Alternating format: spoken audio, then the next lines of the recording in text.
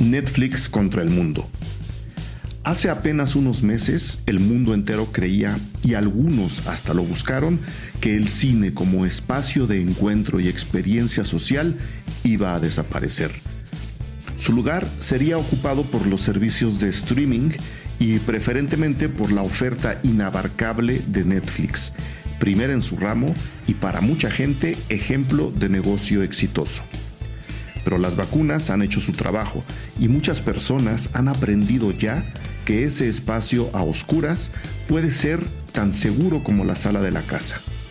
Por otro lado, el mundo entero entró a una nueva guerra y la mezcla de consecuencias y circunstancias han provocado que ese modelo de negocio tenga que ajustarse a estas nuevas realidades. ¿Está Netflix en una situación grave como mucha gente ha declarado, probablemente la casa de clics? Ahora que sabemos que los cines, el cine no va a desaparecer, ¿cómo se desarrollan las guerras entre las ya muy variadas ofertas en streaming? Para hablar de eso, invité a la experta Fernanda Río, cinéfila reconocida con amplio conocimiento y experiencia en el cineclubismo y la distribución de cine. ¿Netflix está en crisis? ¿Cuál es el futuro del streaming?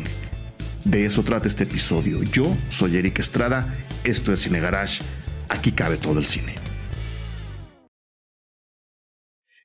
Fernanda Río, me da muchísimo gusto estar de nuevo contigo en los micrófonos Cine Garage, no solo porque, como dije en la introducción a este episodio, eres una experta, te interesa el tema, le investigas, le trabajas, profesionalmente te ha llevado a hacer varias reflexiones, sino porque en el podcast anterior, en donde hablábamos sobre la posibilidad de que el cine llegara a su fin justo a partir de la pandemia, de las circunstancias que teníamos en esos meses, de los datos que se estaban arrojando, de las películas que se iban a estrenar en el cine, pues causamos una onda expansiva bastante grande que nos trajo respuestas a ese podcast desde países en donde afortunadamente nos escuchan mucho, como España. Un saludo hasta allá. Hubo mucha gente que reaccionó a tus declaraciones favorablemente, por supuesto.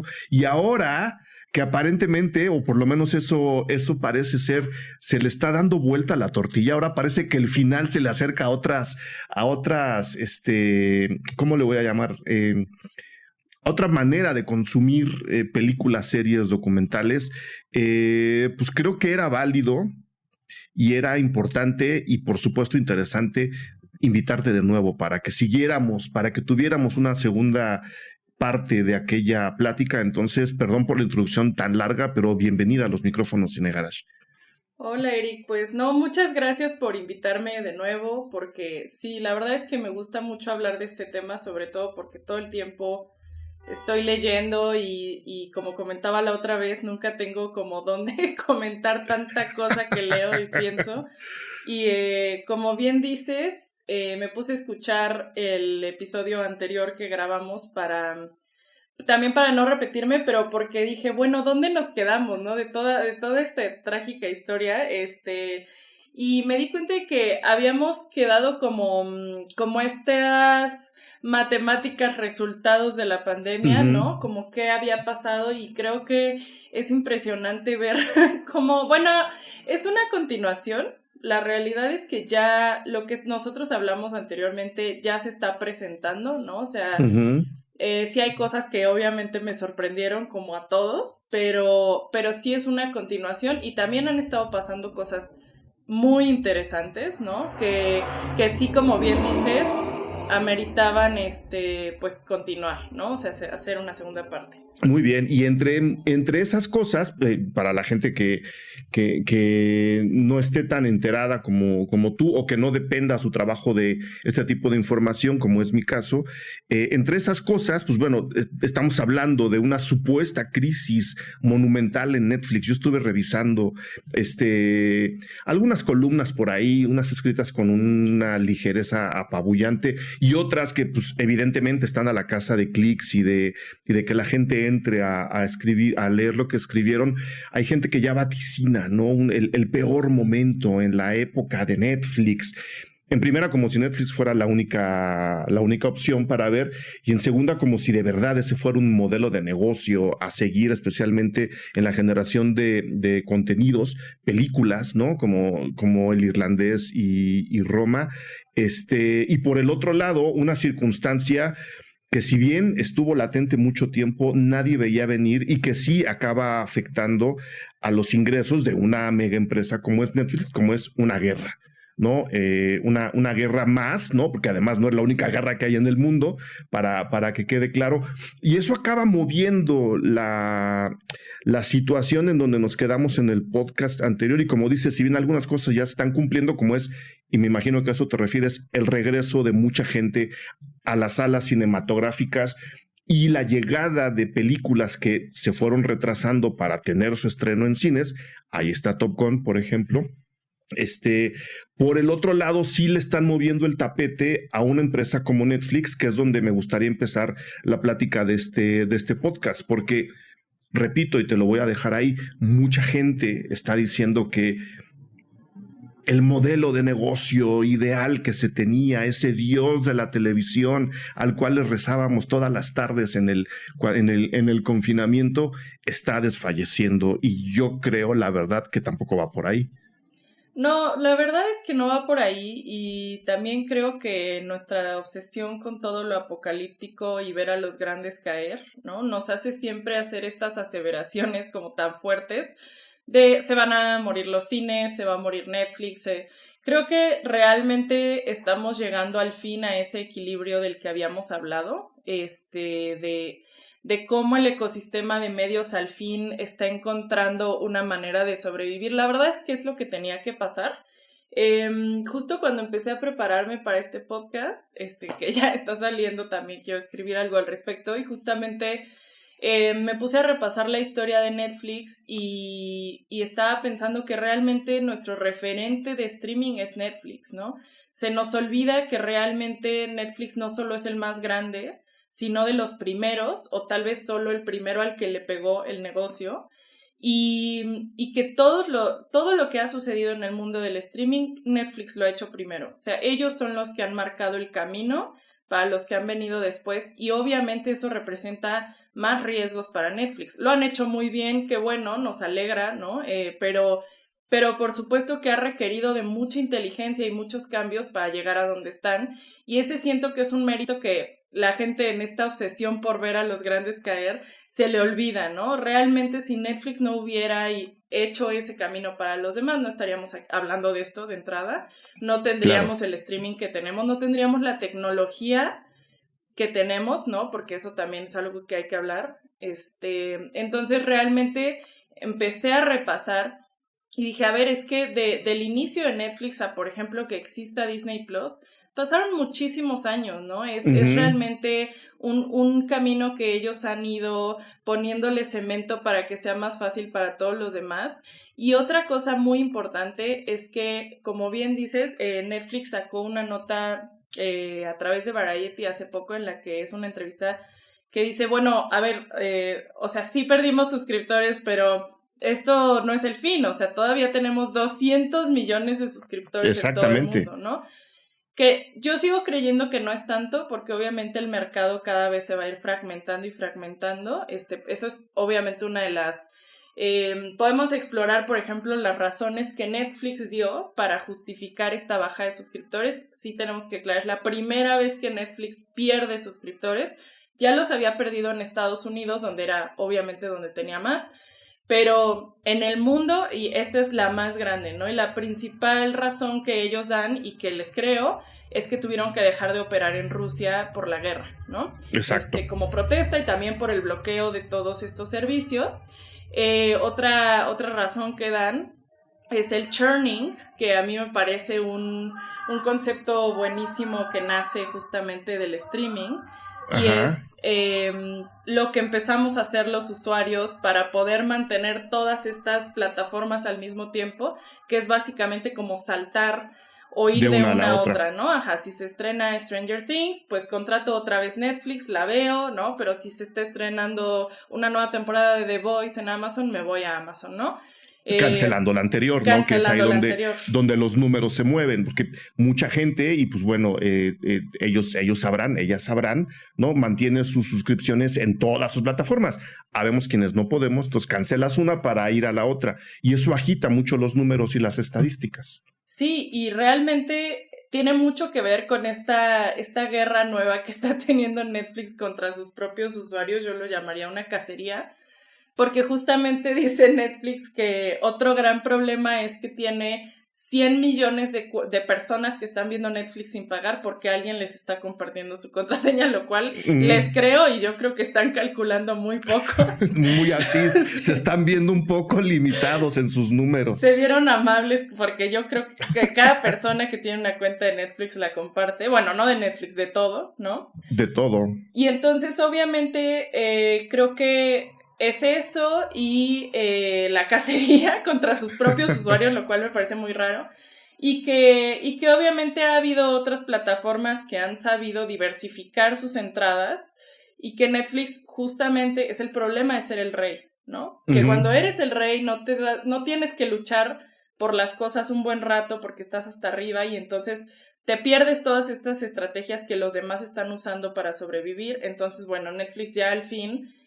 además de su cacería extraña, ha decidido meter anuncios, ¿no? A Netflix, que para mucha gente cuando lo anunciaron fue como, ay, no, ya voy a cancelar definitivamente Netflix, pero creo que no entienden que más bien están proponiendo un sistema dividido, como ya lo tiene Peacock, o creo que es Creo que Disney también lo maneja así, Disney. ¿no? O lo plantearon también, ¿no? Sí, o sea, digo, creo que en México no lo usamos tanto, pero en Estados Unidos creo que Disney sí está dividido y obviamente tu suscripción con anuncios cuesta menos que la suscripción que tiene anuncios. Yo creo que es una buena manera, es como regresar a la televisión, ¿no? Baja Exacto. Si no puedes pagarlo entero, pues ni modo, te echas los anuncios y ya no pasa nada, ¿no?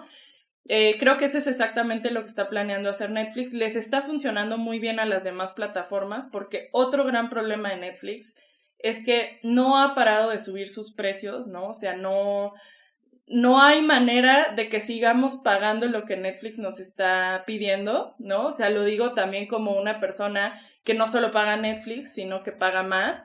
Y es impresionante cómo bajas tu paquete y al mes tu paquete ya cuesta más, entonces lo tienes que volver a bajar, ¿no? Hasta que dices, bueno, es que ya no puedo, ¿no? Ya no es una cosa de si el contenido me gusta o no, sino que ya no me puedes pagar. Y eso es otro tema importante. Esta baja de suscriptores de Netflix tuvo un gran porcentaje de usuarios de largo plazo, ¿no? O sea, es decir, cuando Netflix dice, bueno, esto es el churning, es porque usuarios que se registraron hace 3 meses se fueron, entonces no hay problema, yo entiendo lo que están haciendo.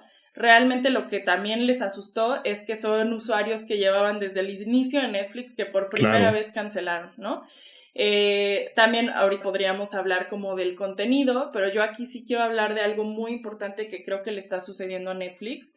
Échale. Que hablamos en la vez pasada, lo toqué muy de pasada, pero es algo que a mí me gusta hablar, ¿no? De cómo Walt Disney, a los inicios de esta gran empresota que conocemos, fue como pensador de cómo diversificar lo que estás haciendo, ¿no? O sea, yo dibujé un ratón, se hizo famoso, y de la nada ya tienes un parque, y de la nada ya tienes películas, y de la nada tienes licencias, ¿no? Y bueno, justamente hay un concepto también que está como muy... Ahorita que fueron todas estas convenciones que a mí me encantaría estar ahí, el CinemaCon y el Cine Europe y todas estas cosas pues sí, ¿no? Convenciones donde se juntan gente ñoña como yo y ejecutivos a ver qué onda.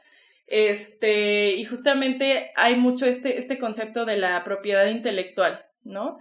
Como ahora, por ejemplo, en el cine, la taquilla se está recuperando gracias a la propiedad intelectual, es decir, tú estás viendo Jurassic Park, tú estás viendo Top Gun, tú estás viendo Lightyear, ¿no? O sea, son cosas que vienen de franquicias, ¿no? O sea, todavía queda por ver si se sostendrían las películas que no traen, digamos, una fama anterior, que no viene de una propiedad intelectual que ya tiene su fan base, ¿no?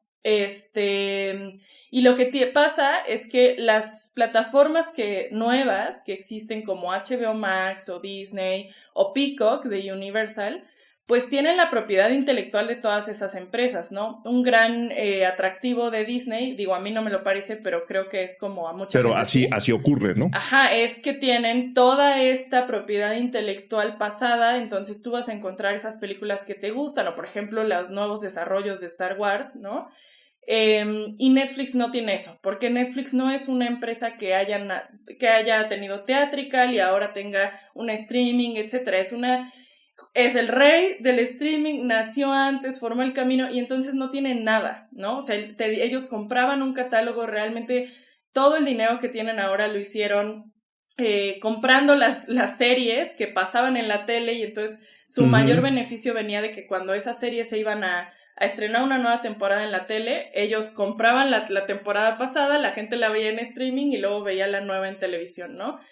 Digamos, esos son los inicios de Netflix y fue por eso que en el 2011 decidieron hacer originals, de empezar a crear su propia propiedad intelectual, lo cual les ha costado muchísimo dinero, ¿no? Porque algo que la gente lleva haciendo 100 años o más. Ellos lo hicieron en 4, en 5. Ajá, y es imposible que una empresa acepte esa cantidad de deuda. Esta nota que te comentaba de Variety, pues dicen ellos que, no, y bueno, y les creo, pero o sea que su deuda la tienen que pagar hasta 2025, 2030, ¿no? Por lo que sus originals y muchas cosas están aseguradas de aquí a esos años. Pero yo ya estoy un poco preocupada por ellos porque es una deuda de 14 billones de dólares, o sea, no estamos hablando de cualquier préstamo que le pides a nadie. Y además, pues bajaron en la bolsa y bajaron en suscriptores y las cosas se están poniendo muy complicadas con la competencia, ¿no? Es decir, no es la muerte de Netflix, pero si no hacen algo, sí se puede morir, ¿no? Sí, puede ser el principio de un cambio drástico, porque yo ahí veo un predicamento especialmente con esta compra o la generación de propiedad intelectual. Si estás generando una propiedad intelectual, y pienso muy claramente en Stranger Things, y al mismo tiempo le vas a meter anuncios al servicio más barato, cuando esa propiedad intelectual, porque va a pasar, este es un vaticinio que yo estoy lanzando, así como pasó, como lo acabas de decir, de la tele al streaming, también puede pasar al revés. Nada nos impide pensar que en algún momento, dentro de 4 años, Stranger Things esté en la televisión, además de haber estado en Netflix. Entonces, para el consumidor que tiene que decidir entre, ¿sabes?, medio kilo de limón y la suscripción a Netflix, pues no va a representar mucho esfuerzo decidir entre el medio kilo de limón y esperarse 2 años para ver Stranger Things. No, o sea, creo que estando el mundo donde está, lo primero que hay que hacer es comer y estar bien, y lo último que hay que hacer es pagar un servicio de streaming. Entonces, sí se le están poniendo las cosas muy complicadas a Netflix. Desde un punto de vista que tampoco quiero dejar pasar, nada más déjame apuntarlo, porque si bien, como dices, este no es el principio, si no hacen algo podría ser el inicio, de este no es el final, si no hacen algo podrían hacer, podría esto significar una especie de caída verdadera. En este momento Netflix, por mucho que estén los encabezados y la gente lanzando análisis, pues no es que esté perdiendo. Estas deudas las tienen calculadas, estas deudas saben cómo las van a pagar. Lo que están haciendo lo que está pasando es que están ganando menos. No, que no se nos olvide que estamos hablando de una mega empresa en un sistema ultracapitalista en donde lo único que funciona para ellos son los números que dicen tu acción ahora vale más que ayer. Es lo único que ellos tienen que cumplir. Entonces, para quitar esa alerta, también decir, Netflix en este momento no está en problemas, simplemente están ganando menos, ¿no? Entonces, de ahí hacia donde ibas, que te quería, que ya te interrumpí más de lo que yo quería, era justo eso, ver qué tipos de cambios puede haber en Netflix para enfrentar una situación que puede llegar a ser realmente problemática. Sí. Más allá de meter anuncios. Pues digo, esa es una de sus estrategias que ya tenemos confirmadas, es una de las cosas, justo creo que vamos a terminar hablando de esos nuevos caminos que estás hablando, pero sabes, ahora que estabas diciendo esto, ¿te acuerdas hace año y medio quién decíamos, bueno, no están perdiendo, solo están ganando menos? Los cines, ¿no? Realmente la gente sí. Igual vaticinaba su fin cuando realmente decíamos, bueno, es que en realidad no están muriendo, solo están ganando menos, ¿no? Y justamente creo que también tenemos que hablar de la recuperación de los cines y de lo felices que están, porque es que de verdad estaba leyendo estas notas de CinemaCon y el Cine Europe, que son estas, o sea, una convención es en Madrid y otra en Estados Unidos, no sé exactamente dónde, y sí quiero hablar de la felicidad de los exhibidores y distribuidores en este momento. O sea, sí es una cosa que era una cosa hiper depresiva en la pandemia y ahora cantaron en la inauguración. O sea, como de que we are back, ¿no? Ya regresamos y aquí estamos. Y además, o sea, coincidió con el anuncio de la pérdida de suscriptores de Netflix. Entonces yo creo que fue el mejor día de sus vidas. Pero es importante hablar de eso porque por mucho tiempo, digamos estos 2 años, ¿no? O sea, calculando 2020, 2021, ahora lo veo y digo, el 2021 fue como un año perdido completamente, o sea, no pasó nada, fue como una cosa bien extraña de ajustes pero no pasó nada, ¿no? Ni se recuperó el box office, ni le pasó nada interesante al streaming, más bien todo vino a este año a ajustarse ya bien.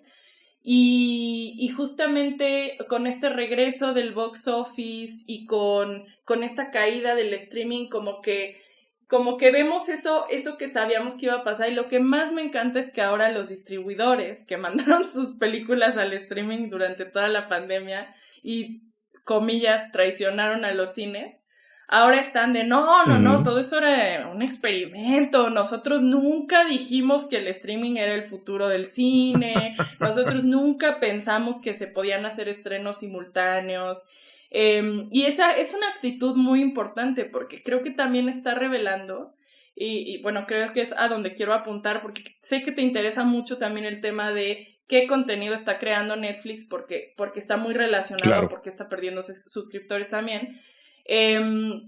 Pero creo que sí es importante hablar pues también de eso, ¿no? De los cines y de estos experimentos que hicieron que al final, pues sí, si lo vemos, pues sí eran experimentos en el momento, tuvieron que hacer afirmaciones que tal vez no querían hacer o que no estaban seguros, pero la realidad es que mandar Trolls a suscripción premium, o mandar, no sé, cuando salieron los ejecutivos de Warner a decir que todos sus estrenos los iban a mandar directo a HBO y que todo el mundo dijo, están locos, ¿no? Todas esas cosas que además fallaron porque, o sea, bueno, ellos mismos dicen, bueno, es que las películas estaban a los 5 minutos en la piratería y obviamente nadie las compró, ¿no? Y tienen, pues, razón.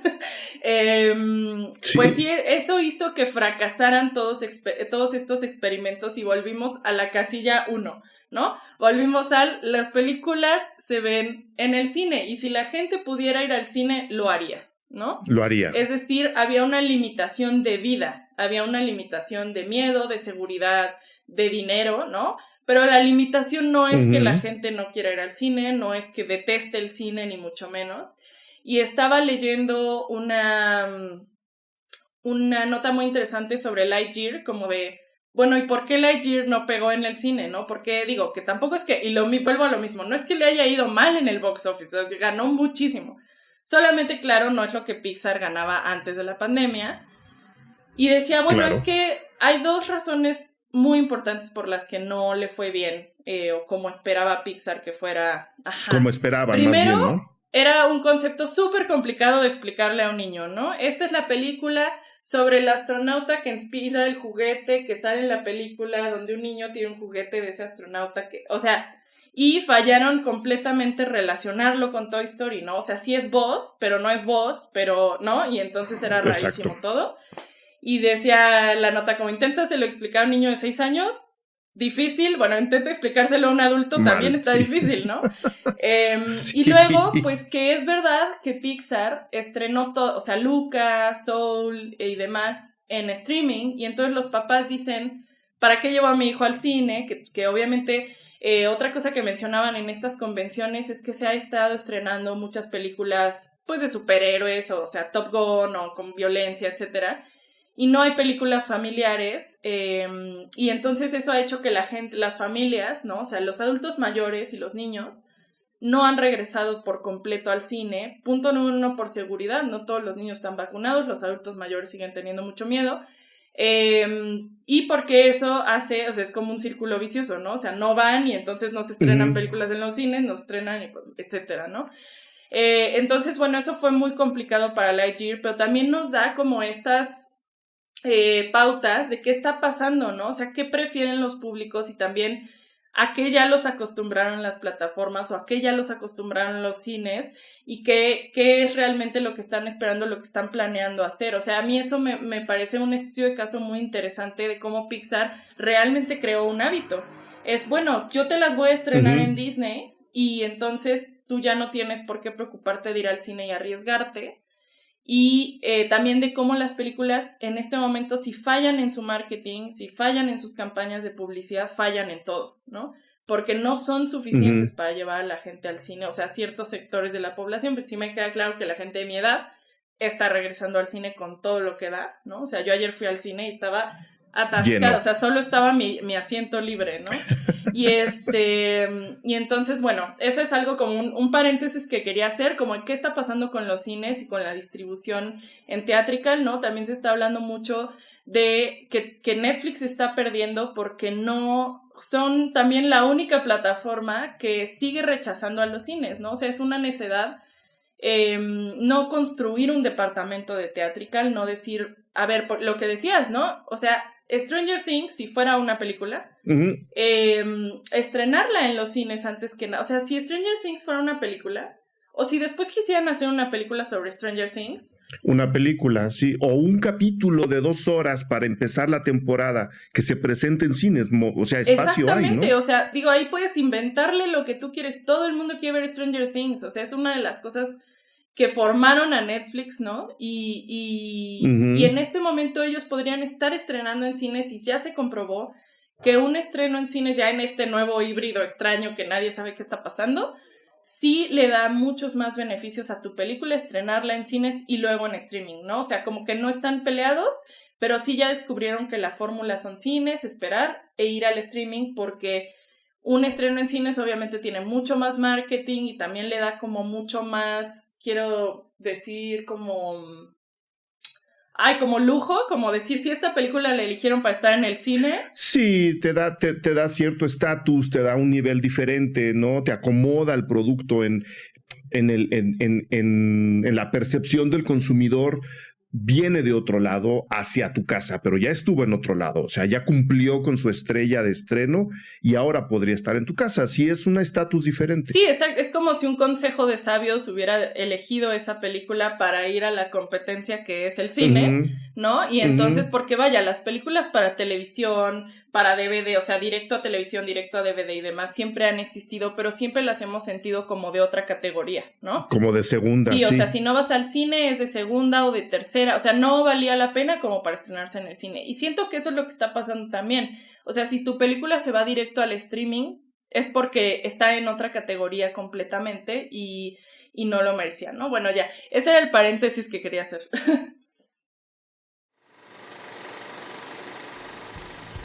Hola, les invito a ir directamente a www.patreon.com/Cinegarage y suscribirse a la comunidad Cinegarage, que ofrecemos muchísimo contenido exclusivo para todos y todas ustedes, cobertura de festivales, nuestras actividades del Cineclub y una larga lista de recompensas que estoy seguro les van a gustar y van a disfrutar. Al hacerlo, además, se convierten en parte fundamental de estos podcasts que están llegando a todo el mundo. Justo por eso quiero en esta ocasión agradecer la aportación de Cody Edwards, Lourdes Valencia, Ana Jiménez, Jimena Abas, Rodrigo Solé, Betty, Aneli, Iván Montes, Andrés Clarion Rangel, Lili López, Álvaro Valdés, Abril Lozano, Catherine Black, Víctor García, Chivis Olivares. Ellas ya son parte de la comunidad Cinegarage, ya son parte de este proyecto. Sigamos hablando de cine. Vengan, súmense en www.patreon.com/Cinegarage. Les esperamos.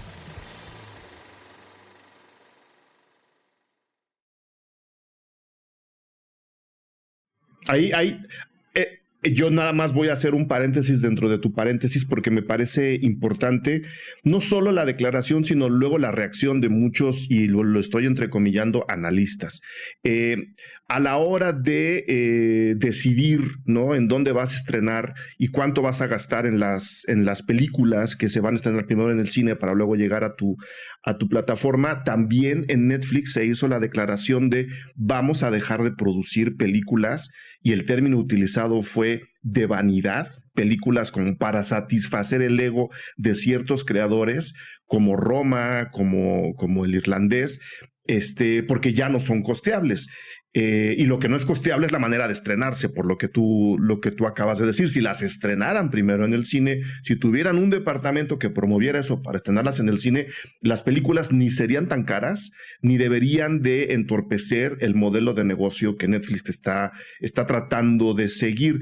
A mí lo que me da coraje es que esos proyectos que de nuevo le daban estatus a Netflix en sí como empresa, son los primeros que van a acabar pagando el pato de este ajuste en el que estamos parados ahora, ¿no? Ya no le van a meter $200 millones a las películas, ¿cómo se llama ahora? El Hombre Gris, su último estreno, ¿no? En este modelo, que bueno, yo tampoco creo que los rusos sean como para darles $200 millones, pero eso es otra cosa. En las respuestas de los analistas era claro, esas películas son demasiado caras y no las ve nadie. ¿Quién se sentaba a ver 3 horas de una película de Scorsese? Decía alguien por ahí, lo dijeron por ahí y lo van a seguir diciendo, y dije, señor, y no solo 1, 2, 3, 4 veces, tener a Scorsese en tu grupo de personas a las cuales les vas a dar espacio te da estatus y seguramente te va a generar mejor contenido que muchas otras cosas que sí tienen entrada natural en Netflix. A mí solo me da coraje que esos proyectos estén pagando el pato y que mucha gente diga, claro, es que esas no las veía nadie. Claro, es que Roma, ¿cómo vas a ver Roma sentado en tu casa? Sí se puede y sí se debe ver Roma, y tener a ese grupo de personas trabajando ahí, aunque sea de forma satelital, creo que le daba más a Netflix de lo que les quita.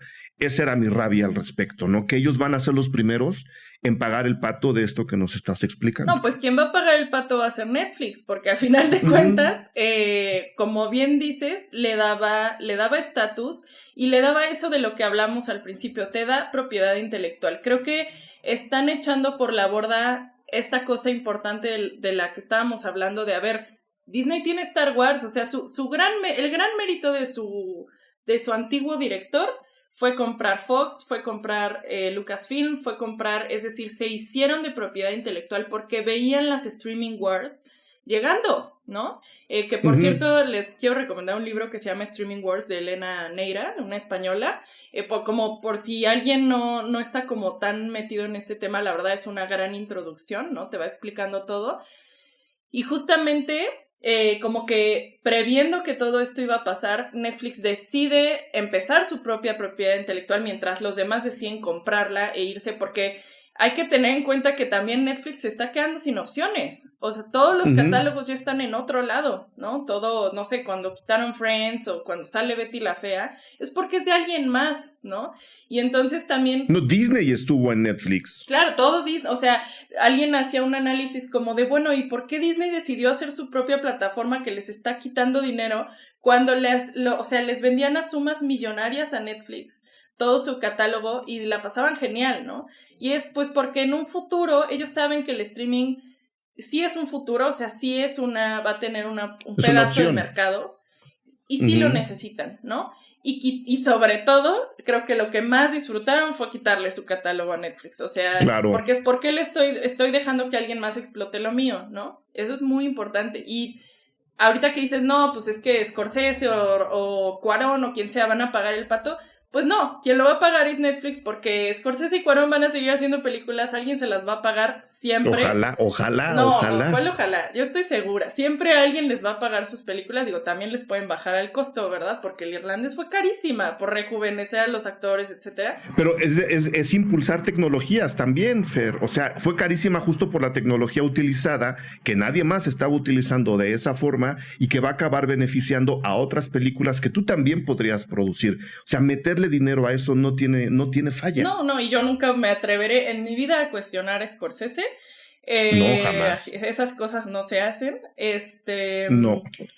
Se seca la lengua si uno maldice a Scorsese. Sí, no, definitivamente la verdad es que yo jamás me atrevería a criticar nada de lo que haga, bueno, al menos de que sea muy intenso, pero sí creo que, sí, o sea, digamos, yo creo que deberían de seguir financiando esas cosas si lo que quieren es quedarse con películas, para no llamarlos productos, ¿no? De calidad que van a pasar como al culto, ¿no? Es decir, ahorita que está la retrospectiva de Scorsese en la Cineteca, a ver, si más adelante, en 10 años, le hacen una retrospectiva de Scorsese, tú vas a tener el irlandés, ¿no? Claro. Te la van a comprar a ti, o sea, digo, Diosito no lo quiera y toco madera cuando se nos muera Martin Scorsese. Nunca va a morir. Nunca va a morir, pero digamos que se muriera. O sea, el fee que vas a pagar para que pongan el irlandés en los cines te va a traer toda una nueva ola de revenue que ellos no planearon, o no sé, cuando la estaban haciendo, ¿no? Es decir, quedarte con esos derechos obviamente te genera muchísimo dinero a la larga, por supuesto, ¿no? Y siento que justamente los que lo van a terminar pagando son ellos, pero también sabes de qué habla, y eso es a lo que quería ir. Creo que también estamos hablando de cómo los cines y las productoras, digamos, convencionales, y cómo las plataformas están midiendo sus audiencias, porque creo que un tema muy importante que siempre se habla, porque ya como que esto terminó siendo una conversación sobre Netflix y eso está bien, es que Netflix tiene, y son justamente también, desarrollaron todo este tema del Big Data, ¿no? O sea, como de decir, a ver, cómo esta persona, o sea, te van vigilando todo el tiempo que tú estás en Netflix, te están vigilando, ¿no? Vigilan dónde das clic, cuánto tiempo das clic, a qué imagen le diste clic, en qué está relacionado, o sea, tienen taggers, que son las personas que dicen, esta película es sobre amor y amistad, y perritos, ¿no? Y entonces, sí. el perrito se abre otra ramita y otra ramita y otra ramita y otra ramita, y entonces terminas relacionándote con todo un sector del catálogo de Netflix, ¿no? Y los users, que son como estas personas que eligen qué imagen, o sea, qué estilo de la película ponerte, y hay como, de cada uno tienen 5, y entonces si te gustan las películas más como que ganan Oscar, sale uno. ¿sí? Sale uno más sobrio, ¿no? Y si te gusta más... La comedia, por ejemplo. La comedia, te sale ahí una que parece, aunque no lo sea la película, parece una película de Adam Sandler, ¿no? Es decir, estas personas han sabido manejar datos, o sea, una cantidad masiva de datos para llevarnos a contenidos que tal vez no hubiéramos visto, pero que sí dice el sistema, el algoritmo que nos gustarían. A veces falla, obviamente es una tecnología que se va haciendo, y, o sea, creo que es muy interesante porque a mí me interesa mucho el tema de la curaduría y la programación, que obviamente en el cine siempre ha tenido una historia distinta, ¿no? Obviamente había encuestas de salida en los cines y se hacen estudios de mercado y demás. La taquilla también te da datos, ¿no? La taquilla. Los horarios a los que la gente va más o a los que la gente va menos en el cine. Todos esos datos ahora están metidos, como dices, en el Big Data de Netflix, pero antes se hacía en el cine. Se hace todavía. Sí, digamos, cada quien tiene su manera de medir, y entonces mucho tiempo la gente del cine envidió a Netflix porque no hay nada más directo al consumidor que eso, ¿no? O sea, realmente están leyendo nuestras mentes, y entonces eso los cines pensábamos nunca lo van a tener, ¿no? Y entonces aquí es donde para mí, o sea, la baja de suscriptores de Netflix para mí es la derrota del Big Data. O sea, para mí es, claramente esto no está funcionando porque, o sea, no quiero hablar mal de nosotros mismos, pero pues nuestros gustos no son los mejores, ¿no? O sea, nuestras decisiones no son las mejores. Y si estás basándote en lo que consumimos para hacer contenido, porque una cosa es que te bases en lo que elegí para ponerme otras opciones, recomendarme otra cosa, sí. Perfecto. Pero si te estás basando en mis gustos de las 12 de la noche que regresé de trabajar y no quiero ejercitar mi cerebro en absoluto, para tú decir, ay, mira, a la gente le gustan las competencias de cupcakes. Generar contenido, ¿no? Generar contenido a partir de eso. No, así no funciona la cosa. No, así no funciona porque claramente yo sí soy de la idea en que hacer contenido y curar y programar es un acuerdo con el espectador. Obviamente tienes que conocerlo, tienes que conocer a tu audiencia, tienes que conocer a tus usuarios, pero también tienes que saber que tomamos a veces decisiones equivocadas, porque claramente hay miles de factores que afectan lo que estás consumiendo, ¿no? Claro. Sea el cansancio o que justo La vienes hora, de... sí. Ajá, no, cualquier cosa, ¿no? Y entonces creo que el error que empezó a cometer Netflix es, o sea, se empezaron a sentir muy listillos y a decir como, ay, tenemos toda esta información y toda esta información dice que a la gente le gustan las cosas malas, ¿no? Que es verdad. Es no, verdad. Sí, no, claro, pero... Y luego ahí está también el otro debate, ¿no? ¿Qué es bueno y qué es malo? Porque, pues bueno, películas de vampiros no necesariamente son malas. Entiendo tu punto perfectamente, ¿no? Y les estamos llamando malas porque es lo que está predominando ahora es lo que tradicionalmente hemos llamado como mal producto, algo que se parece a una telenovela, la gente ya puede llamarlo malo, ¿no? Algo que se parece a un reality, también la gente puede llamarlo malo. Es simplemente otro nivel de propuesta basado, como dices, en la lectura de esos datos que está generando una serie de contenidos en Netflix que desde el punto de vista de la calidad del entretenimiento, que existe, ¿no? Hay entretenimiento de calidad y hay entretenimiento de muy baja calidad, nos está dejando en un terreno bastante pantanoso respecto al contenido de Netflix. Antes de entrar a eso, nada más quiero preguntarte, ¿dónde tienes ubicado a Movie, por ejemplo? Que es una empresa también fuerte, pero que está justo haciendo las cosas de una manera completamente diferente. Mira, antes que nada voy a cambiar mi término de mala calidad por contenido que ya hemos visto en la televisión. Nada novedoso, digamos. Nada novedoso, ¿no? Como ya repetitivo, ¿no? Que casi se hace de maquila. No le diría mala calidad porque no quiero meterme con los gustos de nadie, porque tampoco me atrevería a llamarlo malo. Pero sí, digamos, son contenidos que es más, tú ahorita prendes la televisión, sea de cable o abierta, y ahí están, ¿no? Sí. Y bueno, era claro que nosotros íbamos a querer llenar el streaming de eso porque de eso venimos, ¿no? Entonces, digo, ahí creo que hay un error en la Matrix, pero bueno, etcétera. Y con Movie, que es justamente el caso contrario, ¿no? Es una plataforma que, alejándonos del término de calidad, que siempre es súper problemático y a veces elitista, sí podríamos llegar a decir... Es una plataforma que tiene una línea editorial clara y que sí, digamos, yo he notado que no necesariamente son las películas más premiadas en el festival o digamos, sí tienen personas que están buscando y que tienen esta línea editorial y tienen este gusto que comparten con los usuarios de ese gusto, ¿no? Su aproximación al consumidor es diferente, no es necesariamente a partir del algoritmo. ¿No? Están buscando un sector del consumidor, que seguimos viendo esto como modelo de negocios, que es a final de cuentas lo que es. Se están acercando al consumidor dándole justo lo que el consumidor no encuentra en otras plataformas y que no por eso, que también hay películas malas en Movie, tampoco vamos a decir aquí están dándole al blanco todo el tiempo. Sobre ese aspecto que no encuentras en otros lados, le están diciendo al consumidor, aquí están mis 10 películas para este mes. Si quieres más, hay más, pero yo de entrada te acerco estas 10 que compramos o que vienen en retrospectiva, un documental del 50 y cacho de 20 minutos que no vas a encontrar en otro lado para vendértelo, ¿no? Porque también funcionan a partir del modelo de suscripción.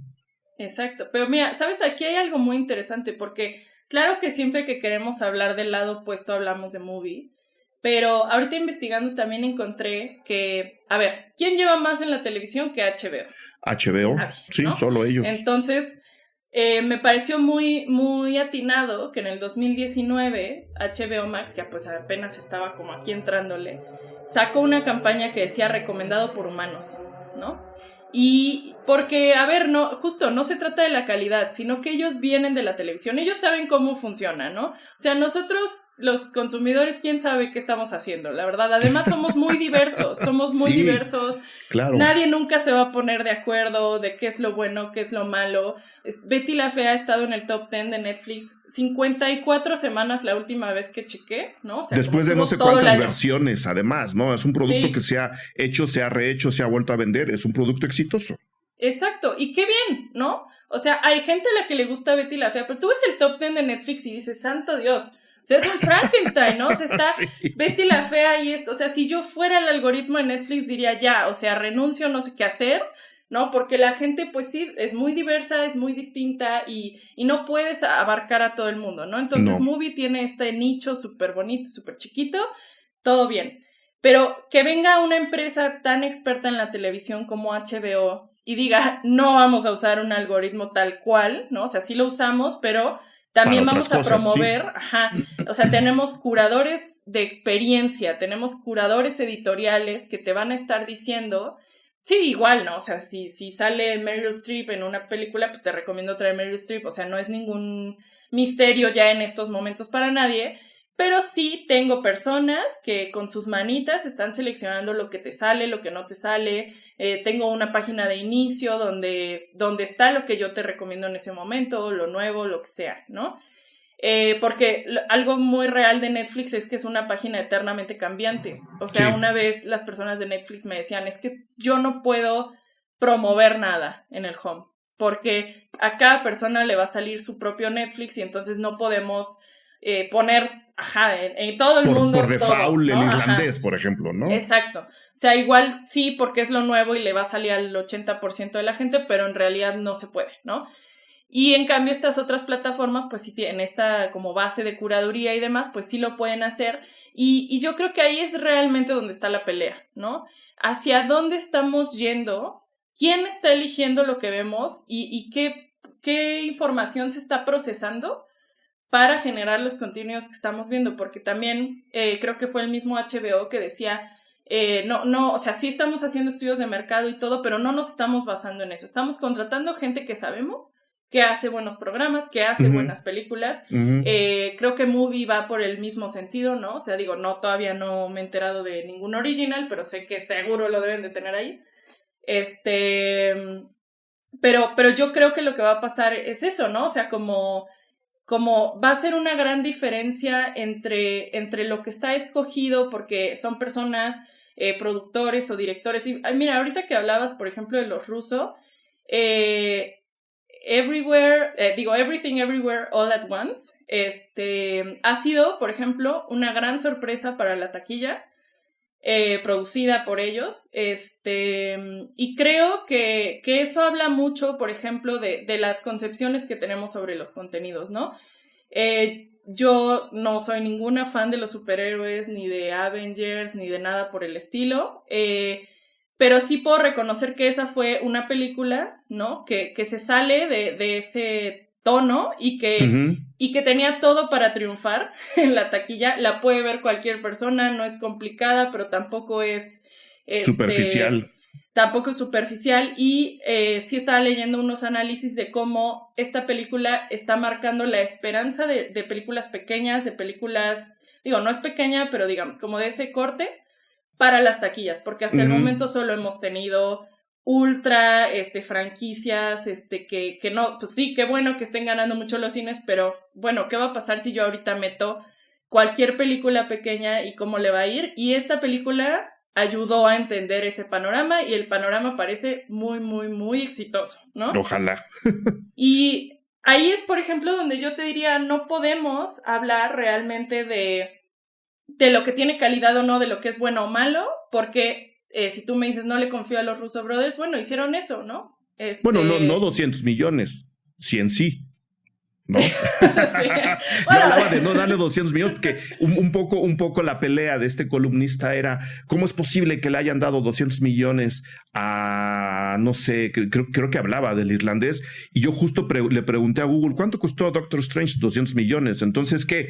Para hacer ese tipo de productos que yo tampoco aplaudo, sí vale tener 200 millones, pero para el irlandés no. A ver, señor, su balanza está un poco desequilibrada. Ese era mi punto nada más. Yo tampoco soy nada adepto a las películas de superhéroes, creo que hacen mucho daño, pero entre lo bueno que van a dejar es justo lo que acabas de decir.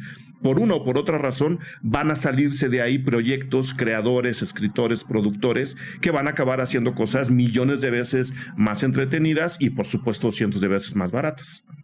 Sí, exactamente, también es eso, ¿no? Es una guerra de presupuestos, a veces mientras, mira, por ejemplo, es lo que les pasó con Lightyear, se gastaron una millonada y no recuperaron, ahorita van como en un cuarto de lo que gastaron, ¿no? Ya veremos en el internacional y las semanas que pasen si logran recuperar más, espero que sí, pobrecitos, pero, o sea, sí es como, van a salir, salen cosas, ¿no? Sí. Y mientras menos gastes, a veces mientras menos gastes y más inviertas en lo que mal llamamos calidad hace ratito, pero digamos en personas que ya tienen como estas experiencias, y bueno, luego también te sacan la sorpresa las óperas primas, que me acuerdo que en el podcast pasado hablábamos de Shiva Baby, que es esas cosas que para mí Movie retoma y que dices, o sea, la ópera prima de una chava que acaba de salir de la universidad, que es grandiosa, ¿no?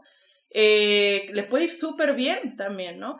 Entonces, digamos, estamos en un terreno, ya no es el terreno de experimentación de la pandemia, ¿no? No. Tenemos mucha información, mucha. Netflix por primera vez en la vida, ¿no? Que ahora entendemos, así. No sé si estaban previendo que iban a bajar de suscriptores, yo creo que sí. Yo creo que sí.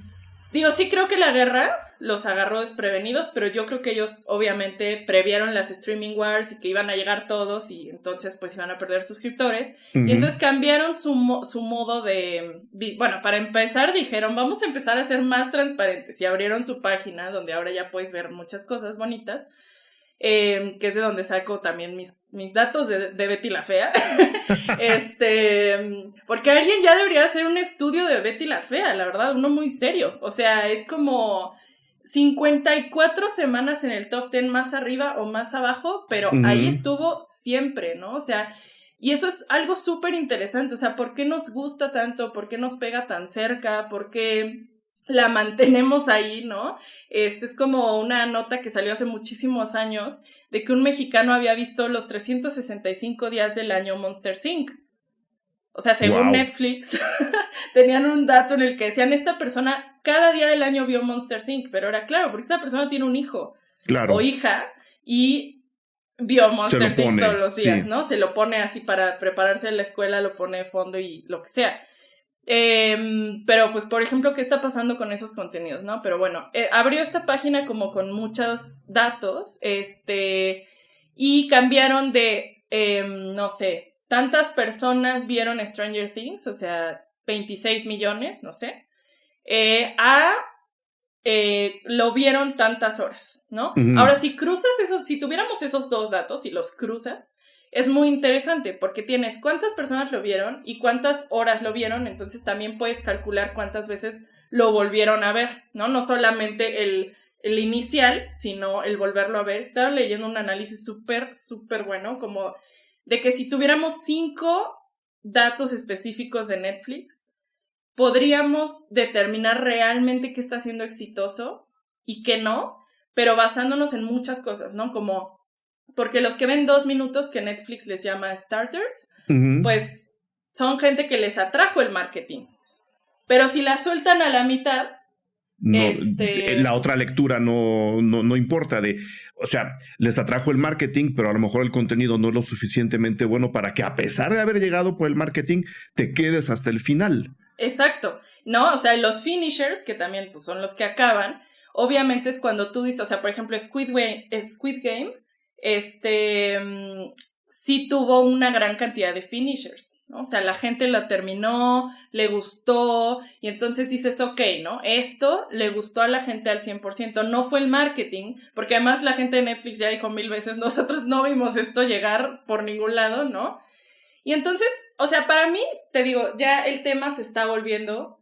¿Tenemos poca información o tenemos demasiada? O sea, estamos tratando de leer demasiado entre los hábitos del consumidor para crear contenidos, lo cual claramente para mí no está resultando, ¿no? O sea, una cosa es que las películas superhéroes peguen una y otra vez. Eso es un mercado completamente distinto. Para mí ya es una burbuja, ¿no?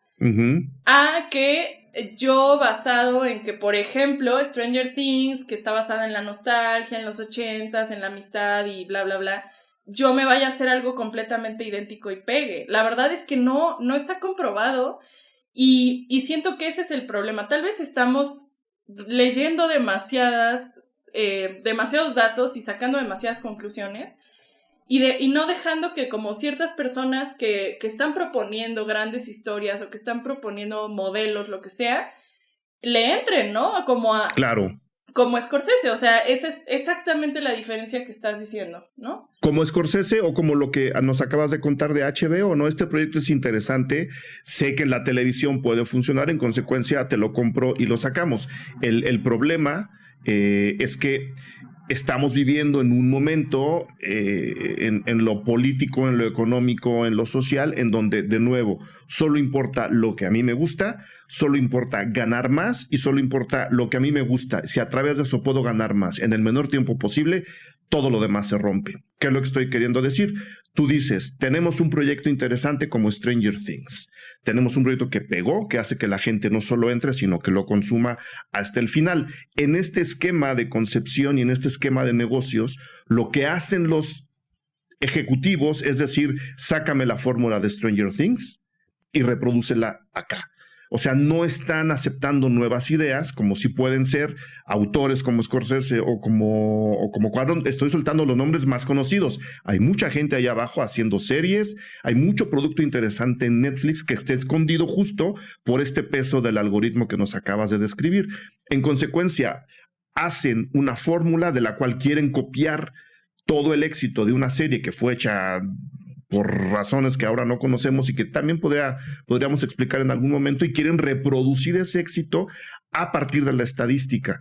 Ese es el error, ¿no? Creo que, como dices, cruzar nuestras ideas de lo que fue exitoso y el por qué fue exitoso y cuánto tiempo fue exitoso podría generar productos mucho más interesantes que el 80% de lo que tenemos ahora en Netflix, que lo platicábamos en Twitter. Entre eso y otros canales de televisión abiertas con contenido, ahora sí, completamente superficial, tampoco hay mucha diferencia. Creo que ese cruce nos llevaría a generar, le voy a seguir llamando productos, ¿no? Por lo menos no tan a la ligera, no tan que lo paguen y que se vayan. No me interesa generar una discusión alrededor de esto. Creo que sería interesante que se bajaran tantito del algoritmo y que, por supuesto, el Excel dejara de tener el peso que tiene ahora en la decisión de qué se produce y qué no se produce. ¿Algo más que quieras agregar, Fer? Sí, que ahora que dices todo eso, me estaba acordando que también hay como un concepto que es como, o sea, todos sabemos lo que es el binge watching, ¿no? Que son como estos atracones, ¿no? De que se estrena la serie y la consumes, o la película y ya instantáneamente la quieres ver. Y creo que todo esto que estamos viviendo también viene de otro concepto que es como unas carreras que empezaron a hacer como para ver quién consumía más rápido, que tiene que ver con el concepto burn, que es como quemar, ¿no? Como binge and burn, que es quemar contenidos, quemarlos, o sea, deshacerlos en el sentido de que se estrenaron y los tienes que consumir rápido y los tienes que quemar y desaparecen, ¿no? Y esa impermanencia también siento que no es propia de la industria del entretenimiento. O sea, Netflix, como decía, empezó rentando DVDs, o sea, que no tiene nada que ver con el burn, o sea, estaba ahí el disco y lo rentabas todo una lo y contrario. otra vez, y tiene que ver con que el entretenimiento y el cine y etcétera, también se crean, como decía con Scorsese, pues archivos, ¿no? Son cosas que se van a quedar ahí, que como bien dices, de pronto puede que en 5 años los veamos en la televisión, no sabemos, van a empezar a ver como dinámicas muy interesantes, ¿no? Todo se va a empezar a mezclar entre todo. Y pues sí, como que también pensar en eso, crear contenidos que no quememos, ¿no? Que permanezcan con nosotros y que no sea algo que simplemente ves cuando estás cansado, y como bien dices, tal vez invertir en contenidos que les llenen también esta propiedad intelectual. Digo, si lo quieren en un sentido de negocio, ahí está, ¿no? Llénense de propiedad intelectual, porque como bien lo están demostrando las otras plataformas, es lo que genera dinero a largo plazo, ¿no? Pero lo que quemas, lo quemas, ¿no? Si generas contenidos para que se quemen, van a desaparecer, y ese es exactamente el problema. Como estamos quemando todo el contenido que se estrena en Netflix porque está hecho para quemarse, lo dejas, ¿no? Lo sueltas. Una vez que quemaste todo, dices, bueno, ya para qué bye, ¿no?